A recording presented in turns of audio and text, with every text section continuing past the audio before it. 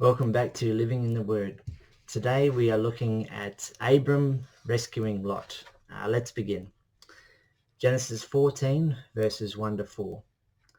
And it happened that in the days of Amraphel, the king of Shinar, Arioch, the king of Elasa, Kedorlaomer, the king of Elam, and Tidal, the king of Goim, made war with Bera, the king of Sodom, and Bersha, the king of Gomorrah, Shinab, the king of Admah, and Shemeber, the king of Zeboim, and the king of Bela, that is Zor. All these joined forces at the valley of Siddim, that is the Sea of the Salt. 12 years they had served Kedorlaomer, but in the 13th year they rebelled. So we're reading here that the king of Elam obviously subjected the other kings for 12 years, and then some of them rebelled, while 3 kings remained loyal to the king of Elam. So we'll keep going. Genesis 14 verses 5 to 7. In the 14th year, Kedorlaomer and the kings who were with him came and defeated the Rephaim in Ashtoreth, Karnaim, and the Zuzim in Ham, and the Emim, and Shavah Kiriataim, and the Horites in their hill country of Seir, as far as El Paran, which is at the wilderness. Then they turned back and came to On Meshpat, that is Kadesh, and they defeated the whole territory of the Amalekites and also the Amorites who were living in Hazazon Tamar. We'll keep reading. Genesis 14 verses 8 to 12. Then the king of Sodom, the king of Gomorrah, the king of Admah, the king of Zeboim, and the king of Bela, that is Zor, went out, and they took up battle position in the valley of Siddim with Kedorlaomer, king of Elam, and Tidal, king of Goim, and Amraphel, king of Shinar, and Arioch, king of Elasa, 4 kings against 5. Now the valley of Siddim was full of tar pits, and the kings of Sodom and Gomorrah fled and fell into them. But the rest fled to the mountains. So they took all the possessions of Sodom and Gomorrah and all their provisions, and they left. And they took Lot, the son of the brother of Abram, and his possessions, and left. Now he had been living in Sodom. So here we read that the kings who rebelled lose the battle and fled, with the victors taking all the goods of Sodom and Gomorrah, including Lot, Abram's nephew, and all his belongings. So we'll keep reading Genesis 14 verses 13 to 16. Then one who escaped came and told Abram the Hebrew, and he was living at the oaks of Mamre, the Amorite, brother of Eshcol, and brother of Aner. They were allies with Abram.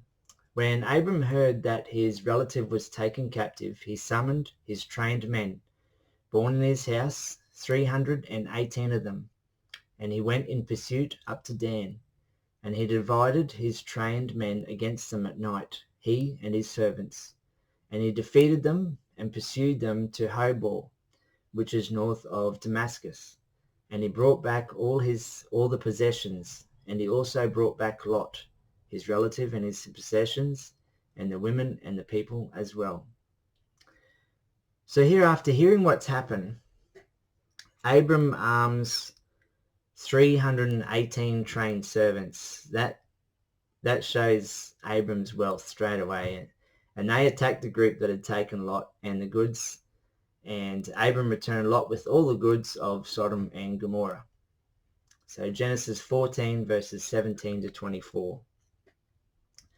After his return from defeating Kedorlaomer and the kings who were with him, the king of Sodom went out to meet him at the valley of Shaveh, that is the valley of the king. And Melchizedek, the king of Salem, brought out bread and wine. He was the priest of God Most High. And he blessed him and said, Blessed be Abram of God by God Most High, maker of heaven and earth. And blessed be God Most High, who delivered your enemies into your hand. And he gave to him a tenth of everything. And the king of Sodom said to Abram, Give me the people, but the possessions take for yourself. And Abram said to the king of Sodom, I have raised my hand to Yahweh, God Most High, maker of heaven and earth, that neither a thread nor a thong of a sandal would I take from all that belongs to you, that you might not say, I made Abram rich. Nothing besides what the servants have eaten, and the share of the men who went out with me will I take. Let Aner, Eshcol, and Mamre take their share.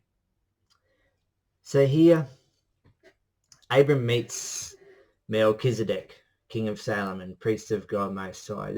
There is very little known about Melchizedek. In Hebrew, Melchizedek means king of righteousness. In Hebrews 7, the author, most likely Paul, says that king of Salem means king of peace. Now, the author also goes on to say that there is no genealogy of Melchizedek, no beginning of days or end of life, and then refers to Jesus coming from the order of Melchizedek. The author that also recognizes the greatness of Melchizedek. If Abraham felt a need to give a tenth of all the spoils of victory to him. Melchizedek will be another one of those mysteries that will probably only be revealed when we get to heaven. And then we read that Abram then rejects the king of Sodom because he wanted everyone to know that he had not acted as a mercenary and that only God is a provider, not any man. Well, thanks for watching. Stay tuned for the next video, and God bless.